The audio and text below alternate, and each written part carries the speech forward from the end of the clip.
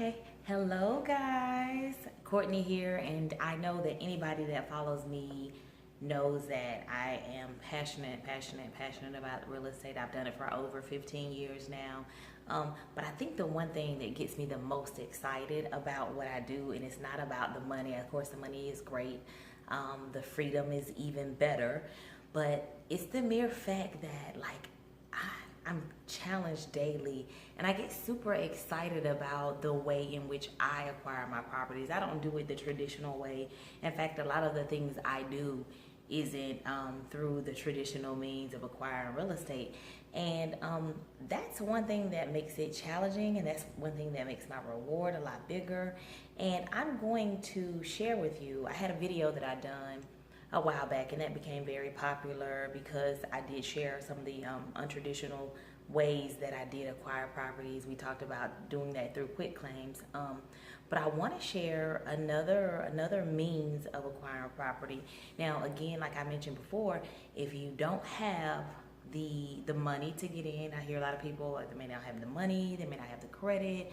All of these things can slow you down from being able to move forward, but it doesn't have to stop you. There's so many ways. So my real estate tip for this week is, you know what? Hey, if you don't have the means to get into real estate, resource-wise, the money, the credit, here's a couple things that you can do. You can get your local newspaper, and you can search the properties that are getting ready to go to foreclosure. Those particular properties are usually advertised a month before. There's a couple of websites that do publish the foreclosure sales maybe 3 months in advance. So those are very, very helpful. But I find it better that people have a sense of urgency. Okay, so if today is June the 11th, and if my property is getting ready to go to the August tax sale, now I have a sense of urgency. Because a lot of times when people know that, oh, well, no, I got 3 months, they always have this hope in the back of their mind that they're going to be able to do it. And this house may have been in foreclosure for like 4 years or 3 years or 2 years or whatever the case may be, but they still believe that sale, that foreclosure date is not going to happen. So again, the fact that you have the ability to work the ones that are coming near kind of creates urgency on the seller's part. So you can literally, all the newspaper, the publications, a lot of them are online. You can pull that information up. You can filter your search by the counties. Georgia Public Notice is one of those websites, but you can filter it up by the counties. And you can literally, take that address, put it into the search engine, see what that value is. The ad in the newspaper will tell you the amount of the original loan when the loan was taken out. And so with that information, you can kind of, basically look at the value of the property and what that person owed on the mortgage when they purchased it, and have an idea if you have some sort of deal. If they bought the property in 2000 and it's 2017 now, they bought the property in 2000 and that property was purchased for $100,000, and that most mortgages, when you get a mortgage for the first 10 years, you're pretty much paying interest. So, but if they had it for 17 years, that some of that will be paid out. Now, if I went to Zillow, and not saying that Zillow is the best means to find out value, because we already know that it's all over the place, but they are getting better.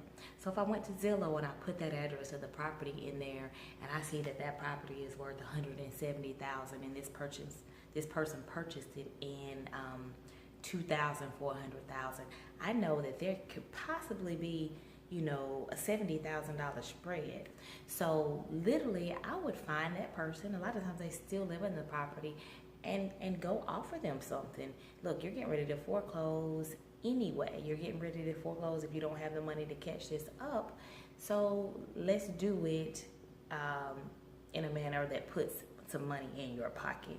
Now, what you give them is always negotiable, but a lot of times it's crazy because I told somebody else about this method, and immediately she took action, which is key. She took action that night. The next morning she got up and had 5 leads. 2 of them, she spoke to the parents. The parents were very happy.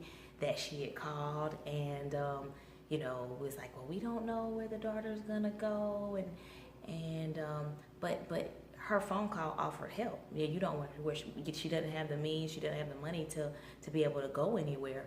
But now that I have called, or now that she called, guess what? Now you have, whatever that she negotiates, she'll have that money to possibly be able to seek another place to go, versus the property foreclosing on August the 1st or 2nd, whatever that date is, and she gets nothing. So that is my real estate tip for the week.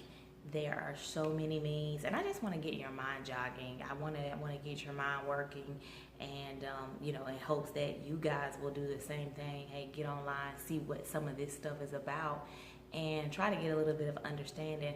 I hope what I've said today has encouraged somebody to at least want to know more, and put in the work, because you can know all this stuff, but if you don't bridge the action gap, if you don't take action, it's all for nothing. Enjoy. Have a good one.